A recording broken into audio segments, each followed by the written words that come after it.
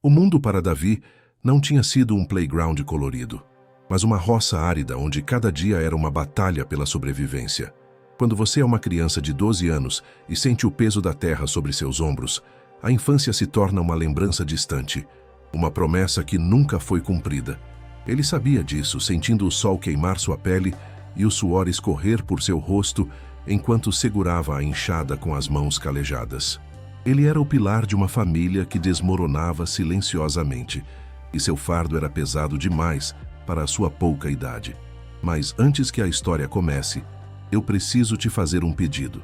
Se você se emocionar com essa narrativa, se o coração apertar com a luta desse garoto, eu te peço, se inscreva no canal e deixe seu like. Sua ajuda é o que nos permite continuar contando histórias como essa, que precisam ser ouvidas. E não deixe de acompanhar os outros vídeos para que a gente possa crescer juntos e compartilhar mais momentos de reflexão e emoção. Quando seu pai foi embora, Davi tinha apenas 5 anos. A lembrança era vaga, um vulto partindo sem olhar para trás, deixando para trás o eco de uma promessa vazia. Para trás ficou sua mãe, Clara, uma mulher frágil cuja beleza desvanecia sob o peso de uma doença que minava seus ossos, tornando-os tão delicados quanto vidro. E ficou Ana, sua irmã recém-nascida, um pedacinho de gente que era a única alegria pura naquele lar. Clara, no começo, tentou. Com o corpo tremendo de dor e a esperança nos olhos, procurou trabalhos que a mantivessem de pé. Mas a doença era implacável. Sentar por muito tempo a fazia estremecer. Ficar em pé era um martírio. As tentativas se esgotaram, e com elas, a pequena quantia de dinheiro que o pai havia deixado. Foi aos 8 anos que Davi vestiu, pela primeira vez, o papel de homem da casa. Aos 8 não se brinca, não se corre, não se sonha. Aos 8, aprende-se a trabalhar. A primeira lição foi na plantação de laranjas. Os frutos pesados e redondos pareciam globos dourados em suas mãos, mas logo seus dedos calejados aprenderam a diferença entre a maciez da polpa e a aspereza do galho. A cada cesto que enchia, ele sentia o músculo do braço esticar, a coluna doer, mas a imagem da mãe deitada e da irmã pequena o empurrava para continuar. Depois veio a colheita do café, e seus ombros se acostumaram ao peso dos sacos cheios, cada grão uma gota de suor que ele deixava na terra. Aos 9, a paisagem mudou. A plantação de algodão se estendia como um mar branco sob o sol. O trabalho era exaustivo, curvando-se por horas, colhendo o algodão com dedos que ficavam feridos e sujos. Mas ele não reclamava, sabia que a cada punhado de algodão era um pouco mais de arroz e feijão que ele garantia para o jantar. A vida era uma contagem regressiva de necessidades básicas, e ele era o relojoeiro, o responsável por fazer os ponteiros se moverem. Dos 10 aos 12 anos, o mundo de Davi se dividiu entre 2 cenários opostos. De manhã, o cheiro doce e cortante da cana-de-açúcar. Com um facão que parecia grande demais para ele, Davi cortava as hastes, o som do metal contra a cana soando como um ritmo pesado e monótono. O chão era escorregadio. O suor cegava seus olhos, mas ele não parava. À tarde, o cenário mudava radicalmente. Na cidade, com uma pequena caixa de madeira e latas de graxa, ele se tornava um engraxate. O cheiro da graxa, o movimento da escova, o som das moedas caindo em seu bolso. Cada detalhe era uma parte de sua identidade. Ele conhecia os sapatos, os calçados de luxo, os sapatos surrados, os rostos de seus donos. Aprendia sobre a vida ouvindo pedaços de conversas, fragmentos de histórias que os homens da cidade deixavam escapar enquanto ele polia seus sapatos. Sua rotina era cruel. Saía de casa às 5 da manhã, um fantasma na penumbra, e só retornava às 11 da noite, quando as estrelas já brilhavam no céu. A casa, iluminada por uma vela, era um refúgio de paz e dor. Clara, prostrada em sua cama, o recebia com um sorriso cansado. Ana, agora uma menina que começava a falar as primeiras palavras, o abraçava com a ternura de quem via no irmão um herói. E ele era.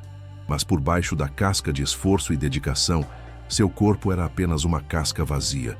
Davi se alimentava mal. O dinheiro que ganhava era estritamente dividido. A maior parte para os remédios de Clara e a comida para as duas. Para ele, sobrava o resto, o que dava, o que se podia comprar com as moedas que pesavam menos no bolso. Isso, somado ao trabalho extenuante, deixava seu corpo frágil, suscetível a qualquer vento mais forte, a qualquer doença que passasse por perto. Era comum vê-lo tossindo, a febre subindo, mas ele se levantava no dia seguinte e ia trabalhar, sem se queixar, sem murmurar.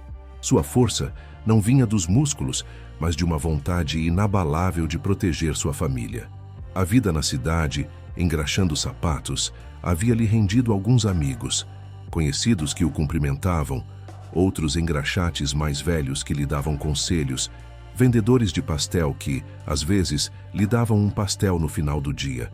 Ele era um menino da roça na cidade, mas seu coração era grande, e sua bondade era um farol. Aos 12 anos, ele não conhecia a maldade, apenas a dura realidade de ter que prover, de ter que manter sua família unida. Mas o inverno chegou de forma cruel naquele ano. Um frio que se infiltrava pelas frestas da casa, que gelava a pele e ressecava o chão. A tosse de Davi, que antes era apenas uma irritação, começou a ficar mais profunda, mais pesada. A febre o atacou de forma implacável, fazendo-o delirar em sua cama, debaixo de um cobertor fino. Clara, com a pouca força que tinha, se arrastava para seu lado, trocando as compressas, dando-lhe água, mas o desespero começava a tomar conta dela. Ana, com seus olhos de criança, observava tudo, sentindo um medo que não conseguia expressar. A gripe de Davi não era uma gripe comum. Era uma doença que se agarrava a um corpo já exausto, debilitado pela desnutrição e pelo excesso de trabalho. Ela se espalhou por seus pulmões, tornando a respiração um esforço gigantesco. O peito do menino se movia com dificuldade, e cada expiração era um gemido sufocado. A tosse agora era um som seco, uma faca rasgando seu peito. A família o levou ao pequeno hospital da cidade. Não foi uma jornada fácil. Com a ajuda de um vizinho, o corpo febril de Davi foi amparado em uma carroça, tremendo a cada solavanco da estrada de terra. A esperança de Clara era que os médicos pudessem fazer algo, que pudessem salvar seu filho, o único sustento que ela e Ana tinham. Mas, ao chegar ao hospital, a esperança se desfez em amargura. Eles eram os párias, os estranhos de fora.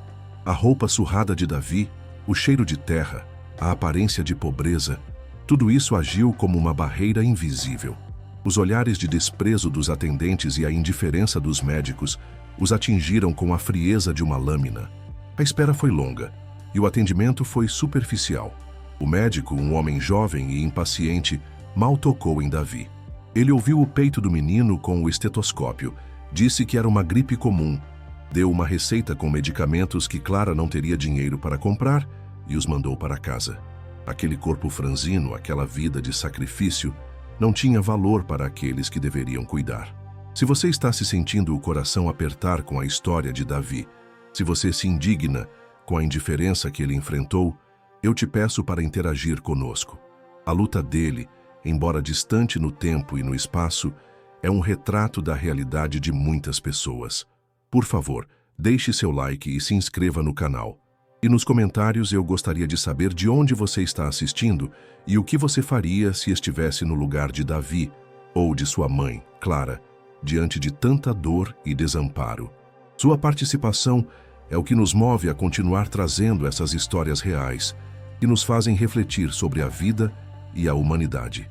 Agora, vamos continuar e ver o que o destino reservou para essa família.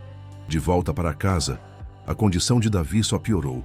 O ar que ele respirava era como vidro quebrado, cortando seus pulmões a cada esforço. A febre não cedia, e o delírio o levava para um mundo de sonhos e pesadelos, onde ele corria por campos de cana sem fim, tentava colher laranjas que escapavam de suas mãos. Clara e Ana se revezavam ao seu lado, cuidando dele com a única coisa que podiam dar: amor. Mas o amor, por mais forte que fosse, não podia curar a doença, nem apagar a indiferença do mundo. Naquela noite, a véspera de seu aniversário de 13 anos, o sol se pôs sobre a casa de Davi, levando consigo a última fagulha de esperança. O garoto, que havia lutado contra o mundo desde os 8, exalou seu último suspiro. Silêncio. O único som era o choro de Clara, um lamento que vinha da alma, e o gemido silencioso de Ana, que, com seus poucos anos, sentia a gravidade daquele silêncio. A vida de Davi, uma vida de trabalho, de sacrifício e de amor, havia chegado ao fim. A notícia da morte de Davi se espalhou como um murmúrio triste pela pequena cidade, e por um acaso do destino, chegou aos ouvidos de um homem que vivia a uma distância de uma viagem de carro de quase 5 horas. Este homem era o irmão do pai de Davi. Ele havia sido informado sobre a morte do sobrinho por um amigo em comum que lamentava a tragédia daquela família. E o amigo, sabendo da ausência do pai, sentiu que deveria contar a história de Davi em sua totalidade, para que o tio soubesse a verdade por trás daquela morte. O amigo contou sobre os anos de trabalho, sobre a mãe doente, sobre a irmã pequena, sobre o menino que se tornou um homem antes do tempo.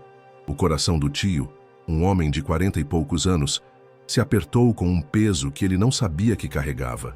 A culpa o atingiu com a força de um soco. Ele nunca havia se importado com o irmão, e muito menos com a família que ele havia abandonado. Agora, aquela indiferença se materializava na forma de um caixão e na dor de 2 mulheres que ficariam à deriva. Ele não hesitou. Sentindo a urgência de uma reparação, ele pegou a estrada. Ele sabia que não poderia trazer Davi de volta, mas sentia que deveria fazer algo pela família que o sobrinho havia sacrificado a vida para manter. Sua chegada à cidade foi silenciosa. Ele parou em um posto de gasolina e pediu informações sobre a família de Davi. Foi orientado e seguiu o caminho, com o carro novo e a roupa limpa, em total contraste com a humildade daquelas terras.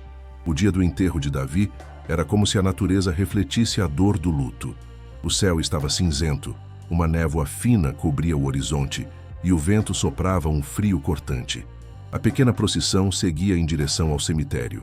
Clara, amparada por uma vizinha, era um retrato de dor e desespero. Seus olhos inchados de tanto chorar mal enxergavam o caminho, mas ela continuava, movida por uma força que vinha de um lugar desconhecido em sua alma. Ana, com suas mãos pequenas segurando a saia da mãe, tentava entender a gravidade daquele silêncio. Ela sabia que Davi não voltaria, mas a realidade da morte era ainda muito grande para sua mente. O caixão, um simples caixão de madeira, era carregado por vizinhos que o amavam. Os rostos dos homens eram sérios, os olhos cheios de lágrimas não derramadas. Eles conheciam Davi e sabiam o que ele representava.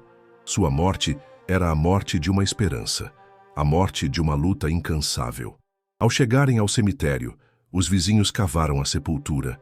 Clara se aproximou do caixão, tocou a madeira e murmurou: "Meu filho, meu herói." Suas palavras, sufocadas pelo choro, eram um testemunho de amor e gratidão. Hannah olhou para o irmão deitado para sempre, e sua inocência se partiu em 1000 pedaços. O tio de Davi chegou no cemitério a tempo de ver o caixão sendo baixado à terra. Ele observou de longe, um estranho em meio àquele mar de dor. Viu a dor de Clara, a tristeza de Ana, o respeito dos vizinhos. Sentiu-se pequeno, insignificante. Sua vida de sucesso e conforto parecia vazia diante daquele sacrifício. Ele se aproximou, hesitou por um instante e então foi na direção de Clara. Com a voz embargada pela emoção, ele se apresentou. "Clara, eu sou o irmão do seu marido. Eu sou o tio de Davi." A surpresa e a incredulidade de Clara eram palpáveis. O nome do marido, a semelhança do olhar, as palavras que ele dizia, tudo se misturava em um emaranhado de emoções. Ela mal conseguia processar a presença daquele homem, em meio à dor do enterro de seu filho. O tio se abaixou, olhou nos olhos de Ana e seu coração se encheu de tristeza. Naquele momento, ele fez uma promessa não apenas para Clara e Ana, mas para si mesmo, que ele faria o possível para reparar a dor que sua família havia causado. Após o enterro, o tio acompanhou Clara e Ana até a casa. Ele se sentou e ouviu a história de Davi, dessa vez contada com a voz embargada de Clara. Os anos de trabalho, a doença, a indiferença no hospital, a morte. Cada palavra era um punhal em seu coração. Ele chorou. Chorou não apenas pela morte de Davi, mas pela sua própria omissão, pela sua falta de interesse, pela sua indiferença. Ele, então, fez sua promessa se tornar realidade. Disse a Clara que não as deixaria sozinhas. Prometeu que cuidaria delas, que seria o esteio que Davi, com sua vida curta, havia sido. Ele se responsabilizou pelos remédios de Clara, garantindo que ela tivesse acesso a um tratamento digno. E, para Ana, ele prometeu um futuro diferente. Um futuro com escola, com livros, com educação, com brinquedos, com uma infância que Davi nunca teve. Clara, que no começo se sentia constrangida e envergonhada, aceitou a ajuda com um misto de alívio e gratidão. A dor da perda de Davi era imensa, mas a presença daquele parente inesperado era como um sopro de ar fresco em meio à escuridão. Ele não estava ali para substituir Davi, mas para honrar a sua memória, para garantir que o sacrifício do menino não tivesse sido em vão. Com o tempo, a vida de Clara e Ana mudou. A saúde de Clara melhorou, a dor em seus ossos diminuiu e ela conseguiu se sentar e caminhar um pouco, ainda que com dificuldade. Ana, com sua inocência preservada, passou a ter uma rotina de escola, de deveres, de brincadeiras. A casa, antes tão triste, ganhou uma nova vida. Mas a lembrança de Davi, de seu sorriso cansado e de suas mãos calejadas, continuava a pairar. Seu retrato, em uma pequena moldura, era a lembrança constante de um amor que transcendeu a vida. O tio de Davi, que antes era um estranho, se tornou uma figura de apoio, de amparo, de amor. A morte de um menino, vítima da indiferença, se tornou a luz que salvou sua família.